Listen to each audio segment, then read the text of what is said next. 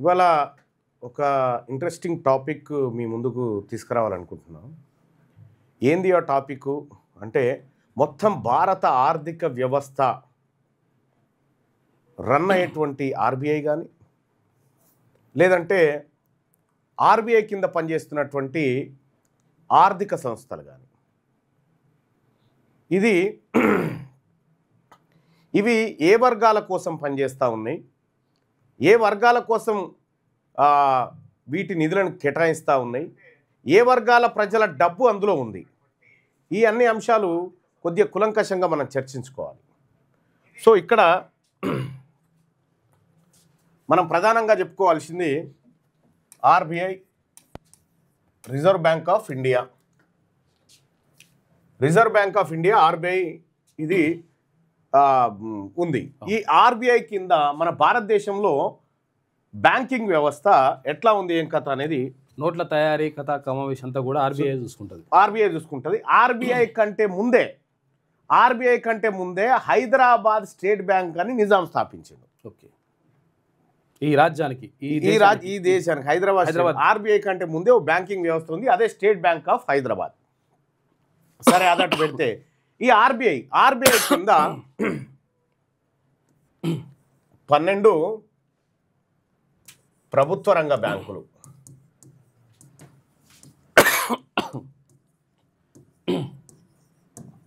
12 ప్రభుత్వ రంగ బ్యాంకులు ఉన్నాయి. తర్వాత 21 ప్రైవేట్ బ్యాంకులు.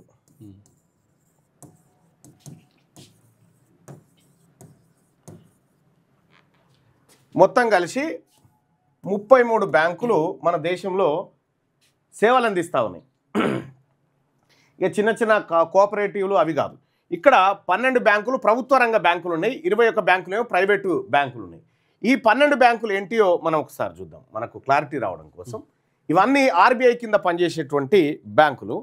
సో దీంట్లో మనం ఏ బ్యాంకు ప్రభుత్వ రంగంలో ఉంది, ఏదేది ప్రైవేట్ రంగంలో ఉందనేది చూస్తే, ప్రభుత్వ రంగ బ్యాంకులు గతంలో జాతీయం చేసేది వీటిని. అప్పుడు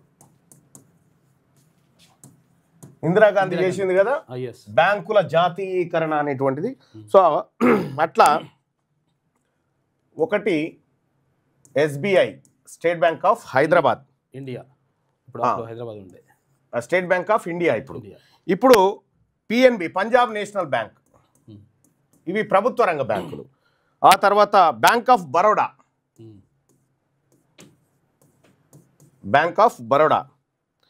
తర్వాత కెనరా బ్యాంక్ 4, కెనరా బ్యాంక్. 5వది వచ్చేసి యూనియన్ బ్యాంక్ ఆఫ్ ఇండియా.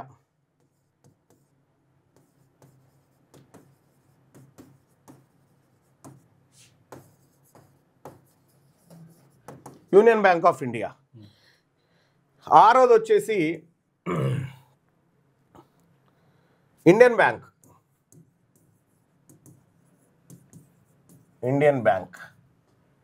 7వది వచ్చేసి బ్యాంక్ ఆఫ్ ఇండియా.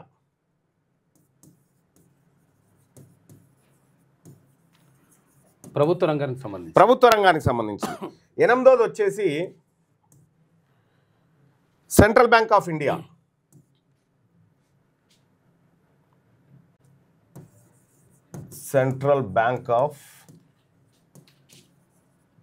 ఇండియా. గతంలో కొన్ని బ్యాంకులని దీంట్లో విలీనం కూడా చేసింది. రైట్. ఇప్పుడు ఆ తర్వాత bank of Maharashtra.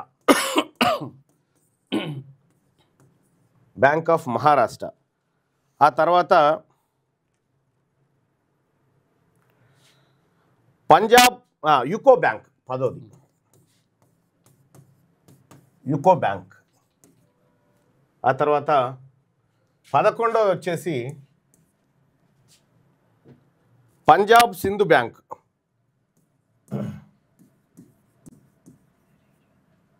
Punjab and Sindhu bank.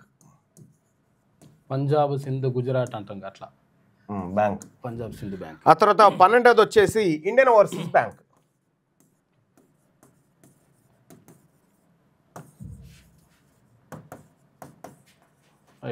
Indian overseas bank, IOB. ఈ 12 బ్యాంకులు ప్రభుత్వ రంగ బ్యాంకులు. సో ప్రైవేట్ బ్యాంకుల గురించి కంటే మనం ఈ ప్రభుత్వ రంగ బ్యాంకుల గురించి మాట్లాడుకోవాలి. ఇప్పుడు ఈ 12 బ్యాంకులకు సంబంధించి ఆర్బీఐ పూర్తిగా నియంత్రిస్తూ ఉంటుంది. ప్రైవేట్ బ్యాంకులను కూడా నియంత్రించినప్పటికీ వాటికి కొంత స్వేచ్ఛ ఎక్కువ ఉంటాయి వాటి వ్యాపారం చేసుకోవడానికి. సో ఇక్కడ ప్రైవేట్ రంగ బ్యాంకులు ఉదాహరణ కొన్ని చెప్తా. ప్రైవేట్ బ్యాంకులు ప్రైవేట్ రంగం కాదు కానీ ప్రైవేట్ బ్యాంకులు అంతే. ప్రైవేట్ బ్యాంకులు 1 ఐసిఐసిఐ, 2 యాక్సిస్, ఆ తర్వాత 3వది హెచ్డిఎఫ్సి, 4వది ఎస్ బ్యాంక్, 5వది ఆర్బిఎల్,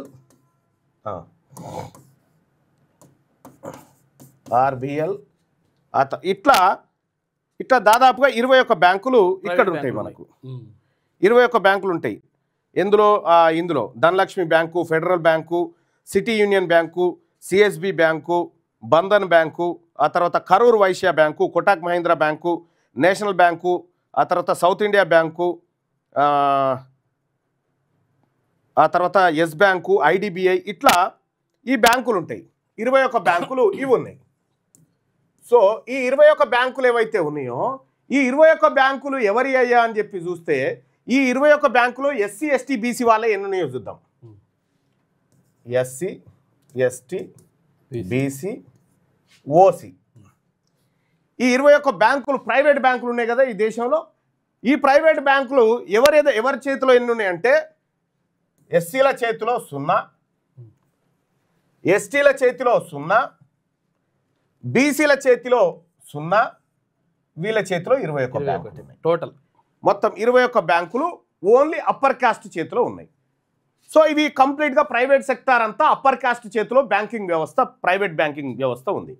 ఇక్కడ ఉన్నటువంటి ఈ 12 బ్యాంకులు జాతీయ బ్యాంకులు ఏవైతే ఉన్నాయో ప్రభుత్వ రంగ బ్యాంకులు, ఈ ప్రభుత్వ రంగ బ్యాంకుల్లో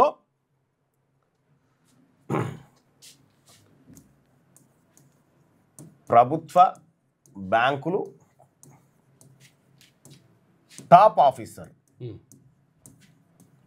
అలా పెద్ద ఆఫీసర్లు ఉంటారుగా వాళ్ళు టాప్ ఆఫీసర్ సిఇఓ లేదా ఇంకా ఎండి ఇంకా ఈ పేర్లతో ఉండేటువంటి. సో ఇందులో ఈ 12 టాప్ ఆఫీసరు ఎవరు అనంటే ఎస్బీఐ చైర్మను చల్లా శ్రీనివాసులు శెట్టి.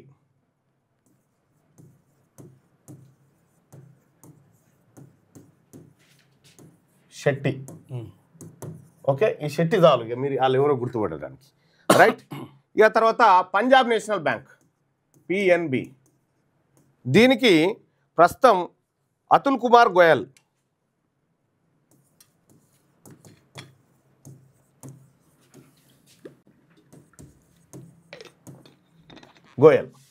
ఆ తర్వాత బ్యాంక్ ఆఫ్ బరోడా బిఓబి, దీని టాప్ ఆఫీసర్ ఎవరయ్యా అంటే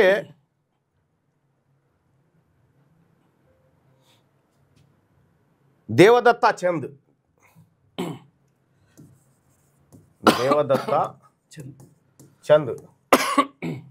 తర్వాత కెనరా బ్యాంక్, ఇది చాలా ఇంపార్టెంట్ సబ్జెక్టు. కెనరా బ్యాంకు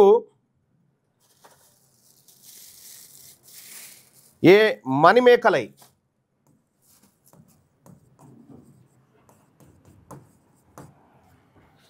ఆ తర్వాత యూనియన్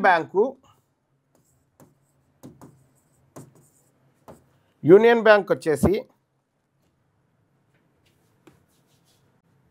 ఏకే శర్మ.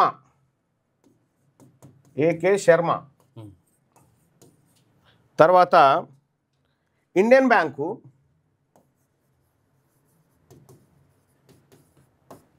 వచ్చేసి top officer Shantilal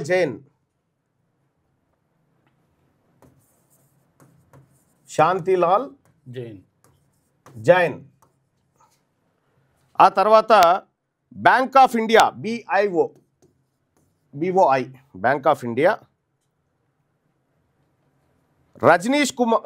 Rajneesh Carnatic,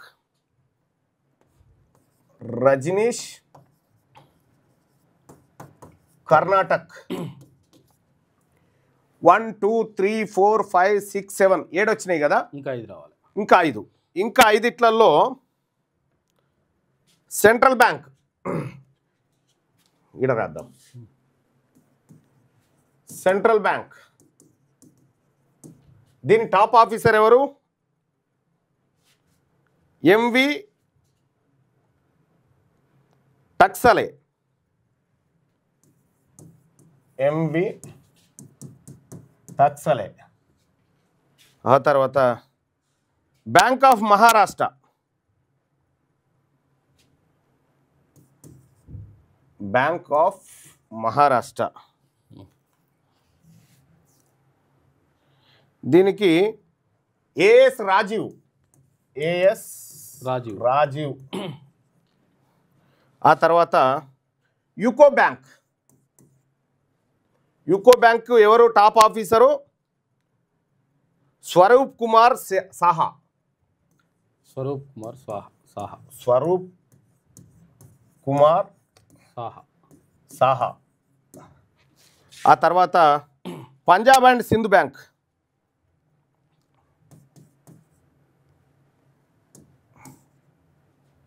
Punjab and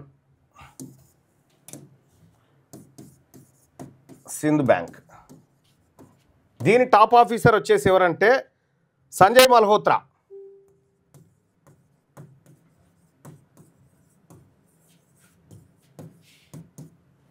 Sanjay Malhotra.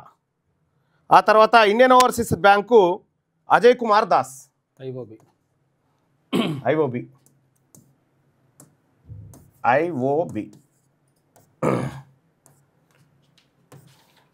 Ajay Kumar Das. వచ్చినాయి 12 వచ్చినాయి. రైట్. ఇవి గవర్నమెంట్ బ్యాంకులు కదా. ఇక్కడ ప్రభుత్వ రంగ బ్యాంకుల్లో చల్లా శ్రీనివాసరెడ్డి చెట్టి ఏ సామాజిక వర్గము? ఒక చోట వీళ్ళు బీసీ వస్తారు, ఇంకో ఒరిజినల్గా ఓసీ. ఏపీలో ఈ బీసీ వస్తారు. ఇక వేరే దగ్గర అతుల్ కుమార్ గోయల్ ఈయన ఓసీ సామాజిక వర్గం. దేవాదత్తా చంద్ ఈయన ఓసీ సామాజిక వర్గం. మణి మేకలై ఈయన ఓసీ సామాజిక వర్గం. శర్మ అంటే ఏకే శర్మ ఓసీ సామాజిక వర్గం. జైన్ కూడా శాంతిలాల్ జైను ఓసీ సామాజిక వర్గం.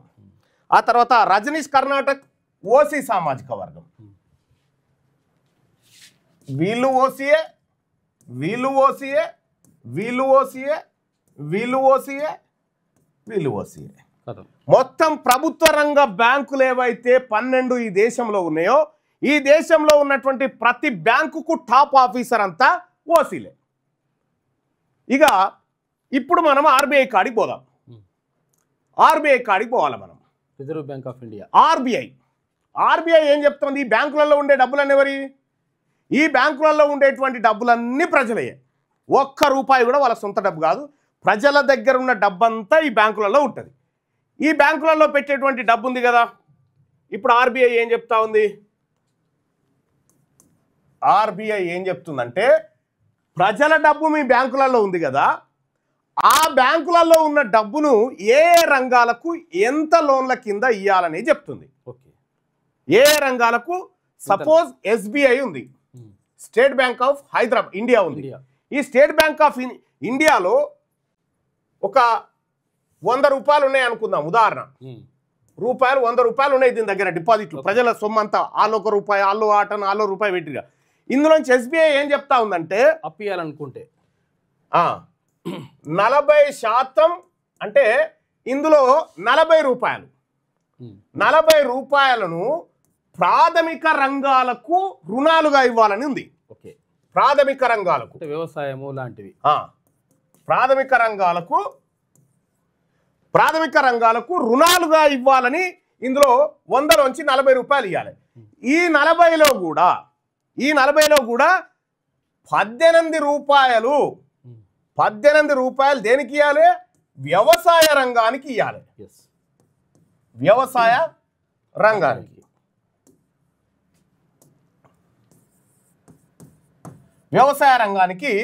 లోన్లు ఇవ్వాలన్నట్టు, రుణాలు ఇవ్వాలి. ఈ 18లో కూడా ఆర్బీఐ చూడు, అంబేద్కర్ ఆలోచనతో పెట్టినట్టు ఈ 18లో కూడా 10 రూపాయలు చిన్న సన్నకారు రైతులకు ఇవ్వాలి. ఎస్, చిన్న రైతులకు అంటే తక్కువ భూమి కమతాలు ఉంటాయి కదా, వాళ్ళ రైతులకు ఇవ్వాలని. అంటే వీళ్ళు ఇంపార్టెంట్, వీళ్ళు పెట్టుబడి పెట్టలేరు కాబట్టి చిన్న సన్నకారు రైతులకు కనీసం పక్కా 10 రూపాయలు ఇవ్వాలనేది ఆర్బీఐ ఈ రాష్ట్రంలో ఉన్నటువంటి ఈ దేశంలో ఉన్నటువంటి ప్రభుత్వ రంగ బ్యాంకులకు కొన్ని గైడ్ లైన్స్ జారీ చేసింది.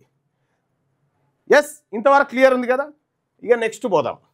మరి తెలంగాణ రాష్ట్రంలో ఉన్నటువంటి బ్యాంకులు, ఈ చిన్న సన్నకారు రైతులు అంటే ఎవరు? బీసీలు, ఎస్సీలు, ఎస్టీలు, అంతే. ఇదే బ్యాచ్ వీళ్ళకి ఇవ్వాలి. పెద్ద వ్యాపారస్తులని ఇంకొకరు ఉంటారు, ఇందులోనే వ్యవసాయ రంగం మీద బిజినెస్లు చేసే వ్యాపారులు ఉంటారు. ఇప్పుడు మనం చూడాల్సినటువంటిది ఏంది ఇందులో అంటే, రైట్, ఇవి ఆర్బీఐ గైడ్ లైన్స్ ఎట్లా ఉంటాయంటే 2020-25 మధ్య ఆర్బీఐ గైడ్ లైన్స్ ప్రకారమే చూసుకుందాం. 2020-25 మధ్య ప్రభుత్వ బ్యాంకులు రైతులకు ఇవ్వవలసిన రుణాలు ఎట్లుండాలంటే, మొత్తం రుణాలలో ప్రాధాన్య రంగాలకు 40% వాటా ఉండాలి. అందులో ఆ 40%లో 18% ఖచ్చితంగా వ్యవసాయ రంగానికి ఉండాలి. ఈ 18% వ్యవసాయ రుణాలలో ఎస్ఎంఎఫ్, స్మాల్ అండ్ మార్జినల్ ఫార్మర్స్కి 10% రుణం ఇవ్వాలి. 10% రుణాలు వాళ్ళకి ఇవ్వాలి. తెలంగాణలో 2020 నుండి 2025 వరకు బ్యాంకులు చిన్న సన్నకారు రైతులకు ఈ 10% రుణాలు ఇచ్చాయా లేదా? ఈ వ్యవసాయ రంగంలో పోవలసినటువంటి రుణాలు ఎవరికి పోతున్నాయి? ఈ లెక్కలు అత్యంత కీలకమైనటువంటి లెక్కలు. సో ఇక్కడ చిన్న సన్నకారు రైతులకు సంబంధించినటువంటి డాటా ఇది నా పర్సనల్ డాటా కాదు. స్టేట్ బ్యాంక్ ఆఫ్ ఇండియా ఏదైతే బ్యాంక్ ఉందో, ఎస్బీఐ, ఆ బ్యాంకు నుంచి తీసుకున్న వివరాలు ఇవి, బ్యాంకు నుంచి తెప్పించిన వివరాలు ఇవి. దీంట్లో ఆ బ్యాంకు వాడు చాలా తెలివిగా, నేను ఏ జిల్లాలో ఏ రైతులకు ఎంత రుణాలు ఇచ్చిరో లెక్క చెప్పమని అడిగిన. అవి లెక్క చెప్పకుండా ఇగో చిన్న సన్నకారు రైతులకు 2020-25 డాటా ఒక్కసారి చూస్తే 2020-21లో ఎంత ఇవ్వాలని చెప్పారు? టార్గెట్ ఎంత పెట్టుకురు?